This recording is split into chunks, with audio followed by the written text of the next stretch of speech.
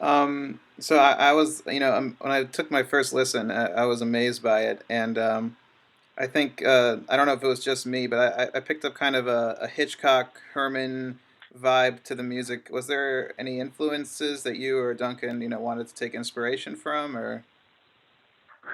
Um, I think maybe subconsciously, because I can hear that influence. But going into it, I didn't try to think. I didn't go into it thinking I'm going to channel Bernard Herrmann to the best that I can. But there are some moments where I think, oh, well, that was influenced in some way. But Uh-huh. really, when I think composers, or at least in my case, I'm kind of a byproduct of all the music I've ever listened to. Right. And also, but I've also tried to study it to understand how it works and try to be able to hopefully, um, take influences and be influenced by rather than in a situation where I've got to copy this person. And so the answer is I didn't intentionally go after Hmm. in any of that kind of sound, but I think it's there. Although I will say in the main titles, um, Paul and I had the discussion of how it's kind of fun to have a main title. Uh-huh. They seem to be becoming less common, where you have it's the dedicated 2, 3, 4 minutes of film where there's nothing happening, no Right. one's Right. talking, no one's walking. It's just and in this case, that's what it is. It's 2.5 minutes of aerial photography outside of Chicago, um, and so let's write music that sets it up. And so we did have that conversation where it felt a little it felt a little kind of Hitchcockian, as you Hmm. said, to have that opportunity to turn something that's not inherently uh, doesn't inherently have tension, like the opening photography of a train into Chicago, Uh-huh. and try to give it some weight and some heft and some create some drama for that. And so that was kind of the goal of the main titles. And I think, in principle, we did think of something like either North by Northwest or Right. Right. just, but it was not intended to be a direct musical reference. Hmm.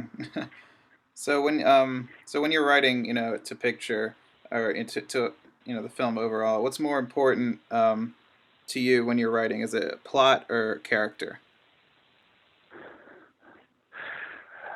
Well, I think a great plot is driven by characters and vice versa. Hmm. It's hard for me to. I mean, there are certain things you have to distinguish because regardless of what the plot is, you're still writing for how someone is experiencing it. But um, I don't. I don't know. I think the answer is both. Right. It's. Hmm. But there may be instances where you need to play what a person may be feeling against what's happening in the actual plot. Uh, and vice versa. You may have to play, the tension of a plot that's going on against whatever a person might be feeling at that given moment. And so, I think the best answer I can give is both. Yeah. Yeah. Okay. That's good. That's fair.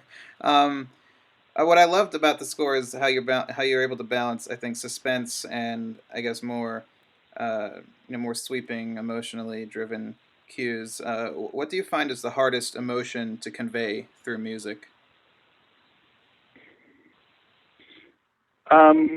Probably humor, if humor is Right. an Right. emotion, Uh-huh. which I don't know that it can be really classified as emotion, but I think comedy gets kind of uh, dismissed sometimes as somehow a lesser art form, Hmm. musically. But I think it's also partly because it's very, very difficult to do well in a way that doesn't sound like you're trying to do funny music. Hmm. Yeah. Squeeze, squeeze the clown nose and ratchets and slide whistle, and that's an extreme, obviously. But I think people who do comedy very, very well, um, again, I think it's kind of a rare thing. Yeah, yeah, it's Um, it's a hard but hard score to do. I mean, all the comedy scores that I love, actually are, if you listen to them on their own, they're like, they're serious, and I think that's what's humorous about it. They play it serious, to what's comically going on the screen. Yeah, and Elmer Bernstein is, of course, kind of the Hmm. poster child for that sort of thing. All right, so well, I guess to wrap things up, I always like to ask composers, if you had the opportunity to rescore any film in the history of film, with no disrespect to the original composer, which film would you choose? Rescore any film. That's hard because films. Once you see a film, the music is kind of an inherent part of that film. And so changing the music changes the film itself. So What as far as rescoring, what would you like to take a crack I, at? I, yeah, I guess the way that I'll answer it is I love what Pixar does. Uh-huh. And obviously, I'm not the only one. I think they create they're fantastic storytellers. They create worlds that I think people want to be in for 2 hours or an hour and a half, whatever. And it creates really uh, fertile opportunities for music.